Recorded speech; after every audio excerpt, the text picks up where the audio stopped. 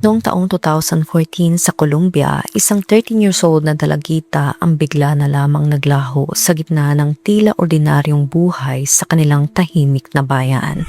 Sa simula, mistulang isa lamang itong karaniwang missing person case. Pero habang lumalalim ang investigasyon, unti-unting nabunyag ang mas madilim na katotohanan sa likod ng pagkawala niya. Isang katotohanang konektado sa isang lalaking hindi lang basta kakilala, kundi isang taong minsan pinagkatiwalaan ng pamilya.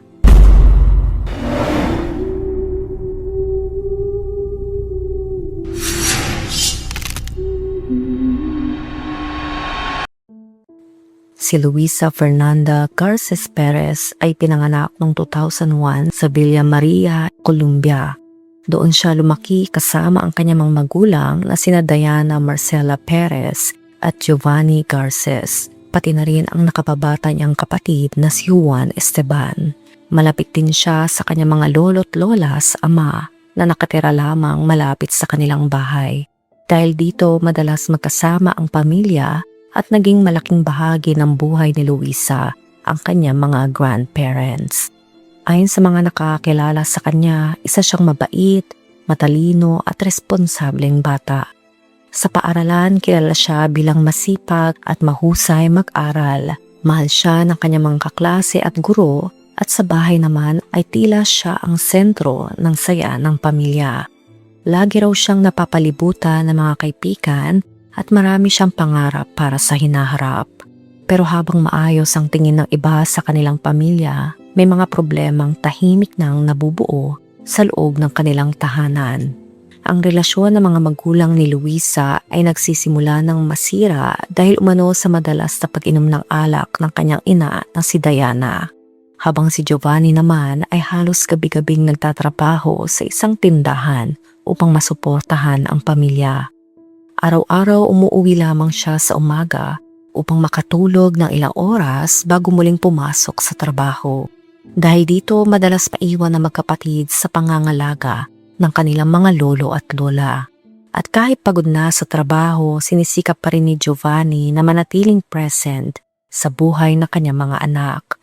Ngunit pagsapit ng unang bahagi ng 2014, may napansin ng lahat kay Luisa. Unti-unti raw nagbago ang kanyang ugali. Ang dating masayahin at palakaibigang bata ay naging tahimik, madaling magalit at tila laging may dinadalang mabigat na emosyon. Sa school, nagsimula siyang magkaroon ng mga alitan sa kaklase. Dumalas ang reklamo ng mga guro tungkol sa kanyang pagiging agresibo at pasaway. Isang bagay na ikinagulat ng lahat dahil hindi iyon ang dating pagkakilala nila sa kanya. Pagsapit ng June 2014, nagbabala pa umano ang paaralan na maari siyang mapatalsik kapag nagpatuloy ang kanyang pag-uugali. Pero mas nakababahala para sa pamilya niya ang pagpapago niya sa loob mismo ng bahay. Naging emotionally distant si Luisa. Tahimik, malaming makitungo at tila may problemang hindi niya kayang sabihin kahit kanino. Hindi maintindihan ng pamilya kung ano ang nangyayari. Paano raw biglang nagbago ang isang batang dating masipag, maayos at masayahin. Mas talo pang naging komplikado ang sitwasyon na umalis sa bahay ang kanyang ina. May ilang ulat na nagsasabing lumipat umano ito ng ibang lungsod para sa trabaho, habang may iba namang nagsasabing tuluyan nang naghiwalay ang magulang ni Luisa dahil sa problema sa alak. Ano man ang totoong dahilan, naiwan na magkapatid sa pangangalaga ng kanilang ama at mga lolo at lola. Pero dahil sa mahaba at nakakapagod na schedule ni Giovanni sa trabaho, hindi niya rin mabantayan ng mabuti ang mga anak gaya ng gusto niya. Kaya mas lalong naging malapit si Luisa sa kanyang lolo na si Luis Alfredo. At dahil mahal na mahal nito ang apo, madalas daw nitong pinapalampas ang lumalalang pagiging rebelde ni Luisa. Samantala, pilit namang inuunawa ni Giovanni ang anak. Nasasaktan siya sa nakikitang pagbabago rito, pero sa kabila ng lahat, patuloy pa rin niyang sinusubukang makausap at mapalapit muli ang kanyang anak, nang hindi niya alam na may mas malalim at mas madilim na dahilan pala sa likod ng lahat ng pagpapagong iyon. Sa kabila ng paulit-ulit na pagtatanong ni Giovanni kung ano ang problema, Nanatiling tahimik si Luisa. Tuwing sinusubukan niyang kausapin ng anak, tila mas lalo lamang itong lumalayo at ikinukulong ang sarili sa katahimikan. Hindi na alam ng ama kung paano pa siya matutulungan. Dahil dito, naisip niyang baka makatulong ang pagbabago ng kapaligiran. Tinawagan niya ang kanyang kapatid na nakatira sa Medellin at nakiusap kung maaring doon muna tumira si Luisa pansamantala. Agad naman itong pumayag, ngunit sa halip na bumuti ang sitwasyon, lalo pa itong naging komplikado. Habang nasa Medellin, minsang umalis si Luisa at ilang araw na hindi umuwi. Kalaunan ay natagpuan din siya sa bahay ng ilang kaibigan. Doon nagsimulang mas lalong mag-alala ang tiyahin niya. Nagdesisyon itong kumonsulta sa mga professional upang maintindihan kung bakit tila sobrang nagbago ang ugali ng kanyang pamangkin. Pagkalipas lamang ng ilang linggo noong July 2014, nakatanggap si Giovanni ng isang tawag na tuluyang nagpabago sa kanyang mundo. Tumawag ang kanyang kapatid. Ayon dito, nakausap niya ang isang kaibigang social worker na nagsabing ang mga kinikilos umano ni Luisa ay kahawig ng behavior ng isang menor na nakaranas ng pang-aabuso. Nabigla si Giovanni. Hindi niya halos matanggap ang posibilidad na iyon. Pero habang iniisip niya ang biglaang pagbabago ng kanyang anak nitong mga nakaraang buwan, unti-unti ring nagsimulang magkaroon ng mas mabigat na kahulugan ang lahat. Nanahimik muna siya sa loob ng ilang linggo. Paulit-ulit niyang inisip kung paano niya haharapin ang ganoong klase ng usapan bilang isang ama. Hanggang sa isang araw, iminungkahi ng kapatid niya na subukan niyang kausapin ng mahinahon si Luisa. At noong August 19, 2014, naupo silang dalawa sa sofa ng sala. Huminga ng malalim si Giovanni bago itanong ang isang tanong na walang magulang ang gustong itanong sa sariling anak. Tinanong niya si Luisa kung may nanakit pa sa kanya at halos agad bumuhos ang luha ng dalagita. Sa pagitan ng pag-iyak at panginginig ng boses, sinimulan niyang ikwento ang matagalan niyang itinago. Ayon kay Luisa, nagsimula umano ang lahat isang gabi noong January 2014. Nasa trabaho noon ang kanyang ama. Sa bahay naman, inimbitahan ng kanyang ina ang isang kaibigan na nagngangalang Janet. Nakalaunan ay nakilala bilang si Lina Janet Osorio. Nag-inuman umano ang dalawang babae hanggang sa parehong malasing. Hindi nagtagal dumating pa ang isang lalaking hindi pa raw nakita noon ni Luisa. Pamilyar umano ang pakikitungo nito sa kanyang ina at kay Janet na parabang matagal na silang magkakilala. May dala rin itong isang mas matapang na alak at nagpatuloy ang kanilang pagkiinuman. Habang tumatagal ang gabi, tuluyan nang nawala ng ulirat ang dalawang babae at nakatulog sa sofa. At doon nagsimula magbago ang takbo ng gabing iyon. Ayon kay Luisa, nilapitan sila ng lalaki at kinausap silang magkapatid na sina Luisa at Juan Esteban.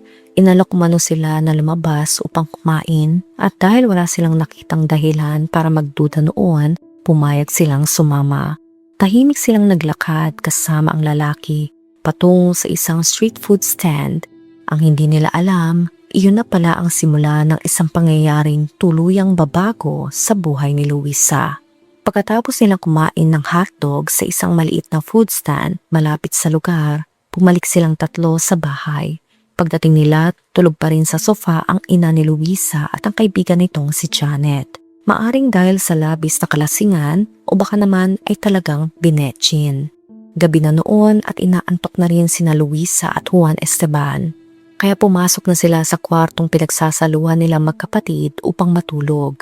Ngunit ayon sa kwento ni Luisa, habang naghahanda silang matulog, biglang pumasok sa silid ang lalaking kasama nila kanina.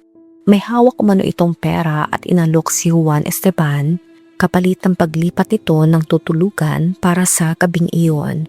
Dahil bata pa at walang idea sa totoong balak ng lalaki, pumayag si Juan at lumipat sa higaan malapit sa kanyang ina. Ilang sandali lang ang lumipas na makarinig siya ng sigaw mula sa kwartong iniwan niya. Agad siyang bumalik upang tignan kung ano ang nangyayari. At pagpasok niya sa silid, tumampad umano sa kanya ang isang eksenang hindi niya kailanman malilimutan. Nasa kama raw ang lalaki habang umiiyak ng matindi si Luisa. Mabilis na nagbihis ang lalaki at umalis ng bahay. Pagkatapos noon, Sinabi umano ni Luisa sa kanyang kapatid na huwag nilang sasabihin kahit kanino ang nangyari dahil baka raw sila ang mapahamak.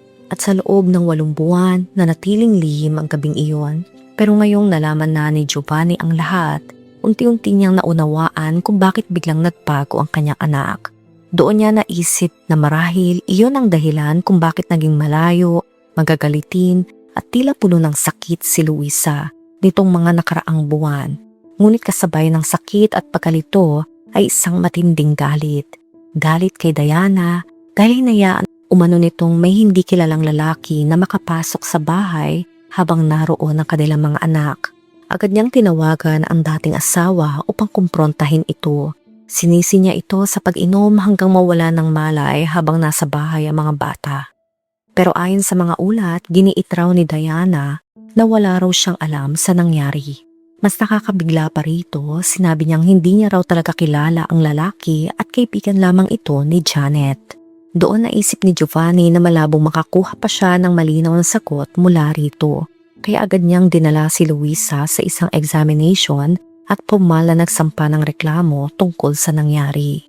Kasama niya noon ang kanyang ama na si Luis Alfredo na labis ding nasaktan sa sinapit ng minamahal niyang apo. Gusto nilang malaman kung sinong lalaking responsable sa trahedyang unti-unting sumira sa kanilang pamilya. Matapos ang medical examination at pagsasampa ng reklamo, kinailangan namang pumasok ni Giovanni sa trabaho kinagabihan. Iniwan niya muna sa bahay ang mga bata. Kinabukasan, mas huli siyang nakauwi kesa karaniwan at nakita niya si Luisa na gumagawa ng schoolwork sa sala. Sinabi niyang matutulog muna siya sandali sa kwarto bago muling umalis para sa trabaho. At doon niya huling nakita ng maayos ang kanyang anak. Nang magising siya bandang 7 hanggang 8 ng gabi, napansin niyang wala na si Luisa sa bahay. Sa una, hindi siya gaanong nag-alala. Madalas kasing umanong maglakad si Luisa papunta sa bahay ng kanyang mga lolo at lola. Ngunit habang papunta siya sa trabaho, tumawag siya sa kanyang mga magulang upang kumpirmahin kung naroon nga ang dalagita. At ang sagot na natanggap niya ang tuluyang nagpayanig sa kanya. Hindi raw nila nakita si Luisa buong araw. Doon nagsimulang baluti ng takot ang buong pamilya. Agad silang naghanap sa paligid ng komunidad, tinatahak ang bawat kalsada at lugar na posibleng puntahan ni Luisa. Sa simula, iniisip nilang baka isa lamang itong pagre-rebelde o emosyonal na paglayas ng isang teenager. Pero habang lumalalim ang gabi at wala pa ring bakas ng dalagita, unti-unting napalitan na matinding pangamba ang kanilang pag-asa. Buong magdamag na naghanap sina Giovanni at Luis. Pagsapit ng umaga ng August 21, 2014, nagtungo sina Giovanni at Luis Alfredo sa mga otoridad upang formal na i-report ang pagkawala ng 13 years old na si Luisa Fernanda Garces. Kasabay nito gumawa rin sila ng daan-daang flyers na may larawan ng dalagita at ipinamahagi ang mga ito sa iba't ibang bahagi ng lungsod. Nakikiusap sila sa sino mang may impormasyon na agad silang kontakin. Habang desperadong naghahanap ang pamilya, agad naman nagsimula ng search operation ng pulisya. Sinundan nila ang bawat posibleng lead sa pag-asang mahanap ng buhay si Luisa sa lalong madaling panahon. At habang sinusuri ng mga investigador ang background ng kaso, may isang detalye ang agad nilang napansin. Ilang araw bago mawala si Luisa, sumailalim siya sa isang forensic medical examination. Kaugnay ng reklamong SA, doon nagsimula magtuon ng pansin ng mga investigador sa lalaking inilarawan ni Luisa sa kanyang salaysay. Naniniwala silang maaring konektado ang taong iyon sa pagkawala ng dalagita. Dahil dito, hinanap nila si Janet, ang kaibigan ng ina ni Luisa na umano'y nakakakilala sa suspect. Ngunit nang kausapin siya ng mga pulis, kakaunti lamang ang impormasyong nakuha nila. Ayon kay Janet, Andres lamang umano ang tawag niya sa lalaki at hindi niya alam ang buong pangalan nito.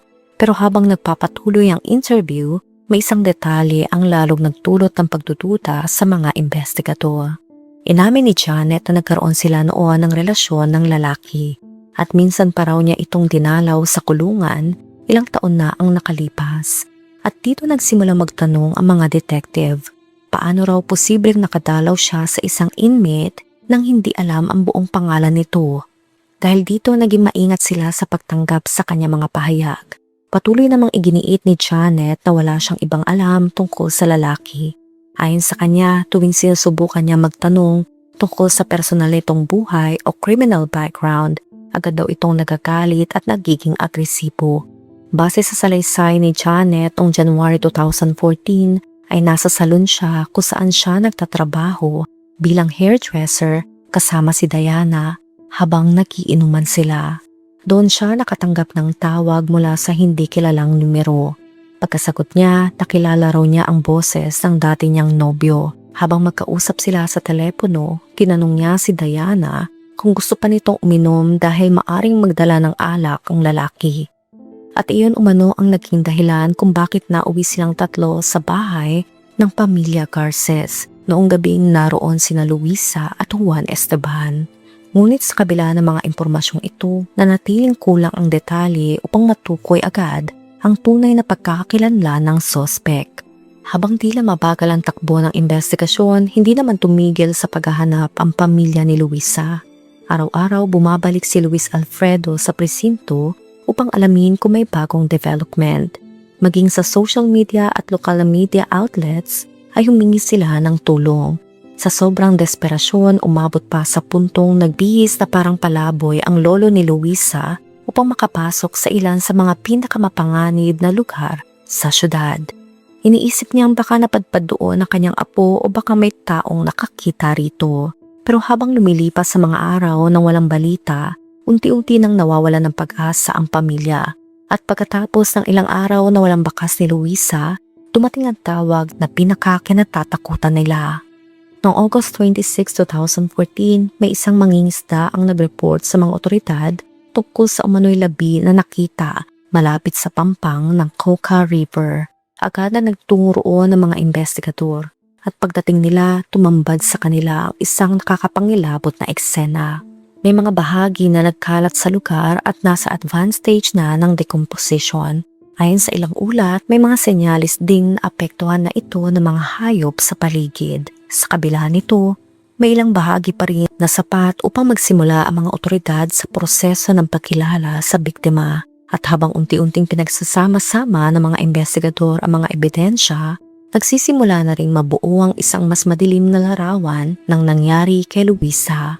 Habang nagpapatuloy ang pag-iimbestiga, kinuwento ng isang kakilala na si Fernando na sinamahan niya si Luisa sa isang kalsada at eskinita sa Villa Maria. Ayon sa kanya, tila balisa at nagmamadali ang dalagita para bang may mahalaga siyang kailangang makita o makausap. Sa bawat minuto, lalo raw nagiging tahimik si Luisa. Hindi na ito ang dating masayahing batang kilala niya. Makalipas ang ilang sandali, may nakita silang isang lalaki na naghihintay sa gilid ng kalsada. Kaagad manong nagbago ang ekspresyon ni Luisa na makita ito.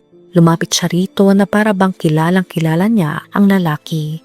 Pagkatapos noon, sinabi ni Luisa kay Fernando na maari na siyang umuwi dahil sasama na siya sa tiyo niya. Nang marinig ng mga investigador ang salaysay ni Fernando, agad silang naging interesado sa misteryosong lalaking tinawag ni Luisa na tiyo.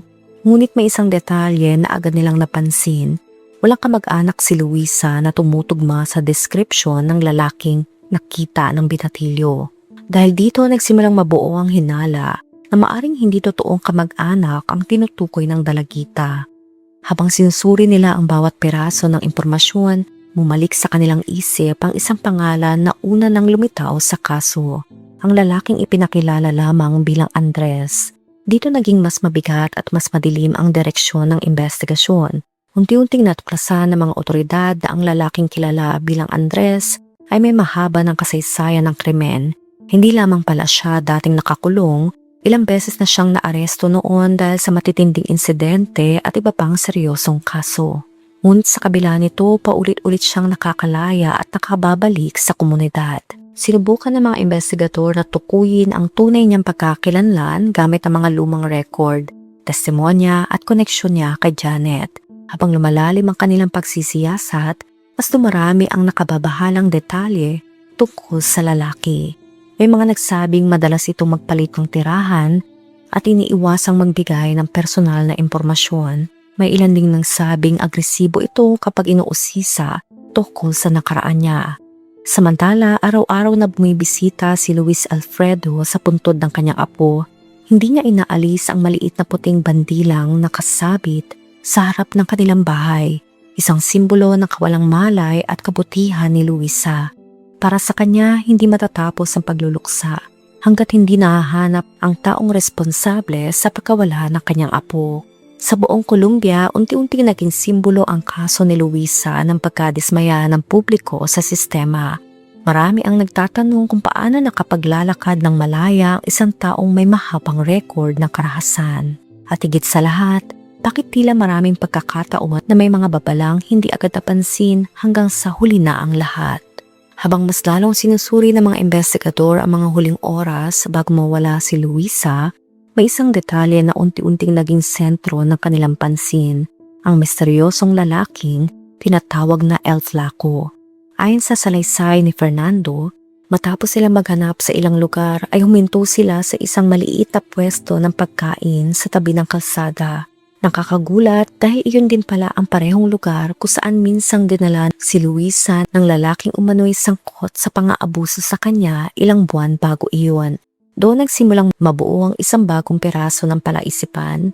May ilang ulat na nagsasabing nakilala raw ni John ang may-ari ng food stand si Luisa na makita niya ito. Tinanong pa umano niya ang dalagita kung naaalala nito na minsan itong dumating roon kasama ang isang lalaki at ang nakababatang kapatid nito.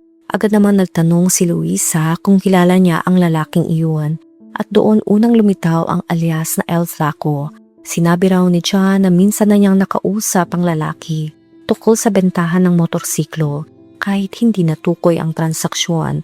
Dahil wala siyang buong pangalan nito, hinanap niya ang contact number na nakasave lamang sa pangalang El Flaco. Gayunpaman ibinigay niya ang numero kay Luisa. Mula sa isang kalapit na tindahan na nagpapagamit ng telepono kada minuto, tumawag umano si Luisa sa naturang numero. Ayon kay Luis Fernando, nangyari ang lahat bandang alas 8:30 ng gabi. Pagkatapos ng tawag, sinabi raw ni Luisa na natutuwa siyang natagpuan na niya ang kanyang tiyo. Dahil kailangan na umuwi ni Fernando, iniwan niya si Luisa malapit sa pwesto ng pagkain. Iyon na muli ang isa sa mga huling pagkakataong nakita siyang buhay. Ngunit nakapanayamin ng pulisya si John, iba ang kanyang bersyon ng oras. Ayon sa kanya, bandang 7:45 pa lamang ng gabi na makita niya ang lalaking kilala niyang El Flaco na dumating sakay ng motorsiklo. Kaagad umanong tumakbo si Luisa papunta rito at niyakap pa ito bago sumakay sa motorsiklo at umalis kasama niya.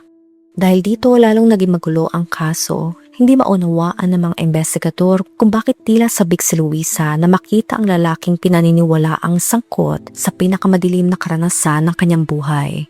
Kasabay nito napansin din ng mga otoridad ang hindi pagkakatugma ng mga testimonya ni Luis Fernando at John. Bukod sa magkaibang oras na ibinigay nila, nagtaka rin ng mga detective kung bakit hindi agad lumapit si John sa pulisya matapos makita sa social media ang larawan ng nawawalang dalagita. Habang dumarami ang tanong kesa sagot, muling binalikan ng mga investigador si Janet, ang kaibigan ng ina ni Luisa at ang babaeng unang nagpakilala sa misteryosong lalaki. Sa pagkakataong ito may mahalagang detalye na siyang ibinigay. Binanggit niya ang kulungan kung saan niya minsang binisita ang kanyang dating nobyo. Doon nagsimulang maghalongkat ng record ang mga otoridad. Isa-isang sinuri ang mga tala ng pagbisita sa bilangguan hanggang sa tuluyan nilang matukoy ang tunay na pagkakakilanlan ng lalaking kilala lamang noon bilang Andres or El Flaco. Noong December 2014, 2 buwan matapos makumpirma ang pagkasawi ni Luisa, natukoy ng mga investigador ang suspect bilang si Gabriel Jaime Marulanda Sepulveda. At nang lumabas ang kanyang pangalan, isang nakakagimbal na katotohanan ang nabunyag. Hindi ordinaryong tao si Gabriel, matagal na siyang pabalik-balik sa kulungan mula pa noong 1995. Puno siya ng record, mga insidenteng may kaugnayan sa matitindi at iba pang seryosong krimen. Sa kabila nito, paulit-ulit siyang nakakalaya at nakakabalik sa lipunan. Ayon sa mga record, isinilang si Gabriel noong December 22, 1973. Kaunti lamang ang nalalaman tungkol sa personal niyang buhay. Ngunit kabaliktaran nito ang haba ng kanyang criminal record. Sa panahon ng kaso, mayroon na siyang 3 anak mula sa iba't ibang babae. Inilarawan siya ng ilang nakakakilala bilang malamig, mapagmanipula at marunong samantalahin ng mga taong mahina o vulnerable. Nagtrabaho raw siya noon bilang barber o hairdresser, dahilan kung bakit nakuha niya ang palayaw na piluko. Naging electrician din umano siya at may ilang ulat na nagsasabing nakapag-aral siya ng psychology. Ngunit sa likod ng tila ordinaryong imahe, may mas madilim na reputasyon siyang nabuo, lalo na sa loob ng kulungan. Habang nakakulong sa La Blanca Prison dahil sa isa sa kanyang mga kaso, kumalat umano ang mga kwento na ipinapakita niya sa siyang bruho o may kakaibang kapangyarihan. Sinasabi raw niya na mayroon siya mga kasunduan na nagbibigay sa kanya ng proteksyon. Madalas din niyang ipagyabang na kaya niyang tumakas sa anumang oras at minsan nga ay nagawa niya ito. Dahil dito inilipat siya sa mas mahigpit na kulungan sa Picalenia sa Ibague. Sa puntong ito may muka at pangalan na ang mga investigador, ngunit kailangan pa rin nilang patunayan kung siya nga ba ang lalaking nang-abuso kay Luisa at kung siya rin ang huling taong nakita nitong kasama bago mawala. Dito nila muling kinausap si Juan Esteban, ang nakababatang kapatid ni Luisa. Ipinakita sa bata ang ilang litrato ng iba't ibang lalaki. Walang pag-aalinlangan umanong itinuro ni Juan si Gabriel bilang lalaking nakita niya sa kanilang bahay. Noong January 2014, ang parehong lalaking iniunay niya sa nangyari sa kanyang ate. Mahalagang bahagi iyon ng kaso, ngunit hindi pa rin sapat ang testimonya lamang. Kaya nagsimula namang magsuri ang mga eksperto sa teknolohiya ng records ng cellphone ni Gabriel upang malaman kung nasaan siya sa mismong panahon ng pagkawala at pagkasawi na Luisa. At doon nagsimulang magsara ang mga piraso ng palaispan. Lumitaw sa records na isang araw matapos mawala si Luisa, nakatanggap ng 3 tawag ang cellphone ni Gabriel. Isa sa mga tawag na pumasok bandang 5:30 ng hapon ay naglagay sa kanya sa mismong lugar kung saan natagpuan kalaunan ang mga labi ni Luisa. Napakahalaga ng detalye na iyon, batay kasi sa autopsy, tinatayang nasawi si Luisa 5 hanggang 6 na araw bago natagpuan ang kanyang labi. Nang ihambing ang timeline sa cellphone records, malinaw na lumabas na nasa parehong lugar si Gabriel sa tinatayang oras ng pagkasawi ng dalagita. Para sa pulisya at mga prosecutor, sapat na iyon upang maniwala na siya ang responsable sa krimen. Noong April 21, 2015, naglabas ng arrest warrant ang korte laban kay Gabriel o alias Piluko, na nooy 43 years old na. Ngunit hindi agad siya nahuli. Parang naglaho siya na parang usok.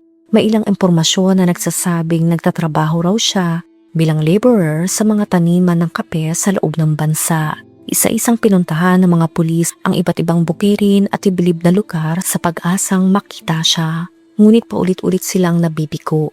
Sinubukan din nilang tawagan ang numerong konektado sa kanya.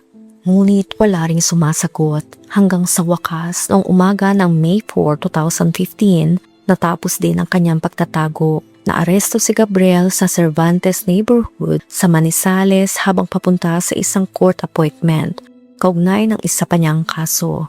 Ayon sa mga otoridad, maingat ang isinagawang operasyon upang matiyak na wala siyang paraan para makatakas muli.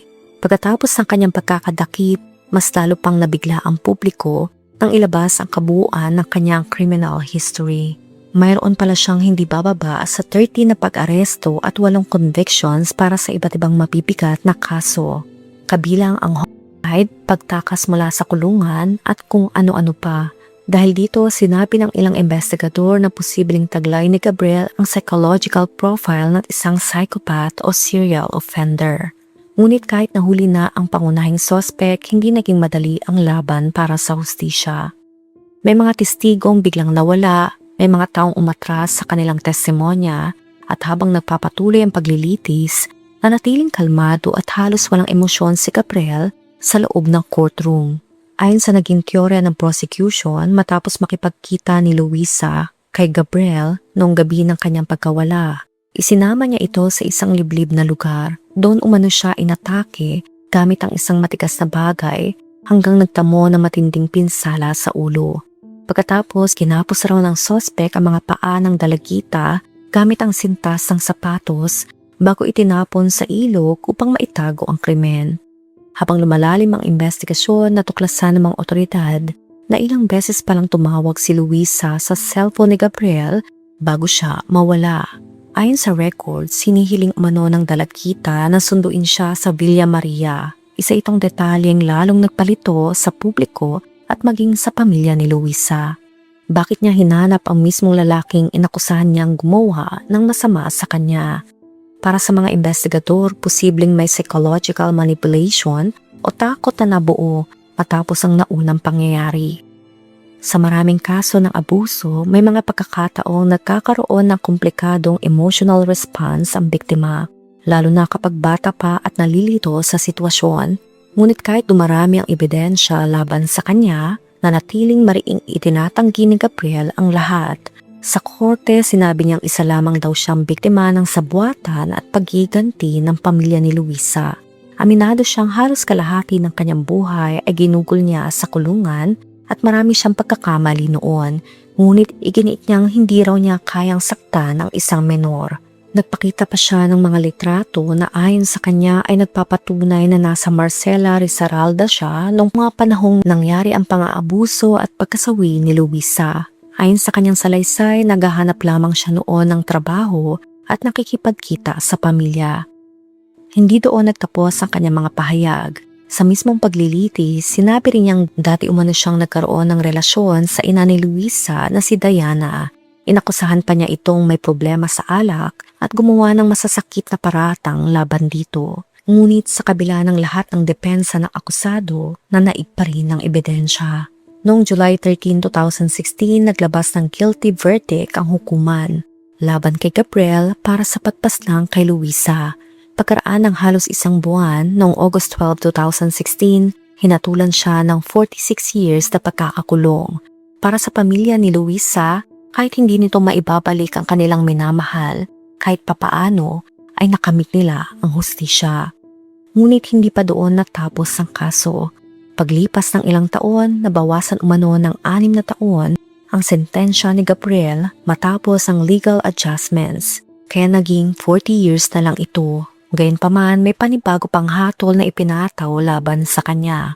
9 na taon naman para sa kaso na laban sa minor, kaugnay pa rin kay Luisa.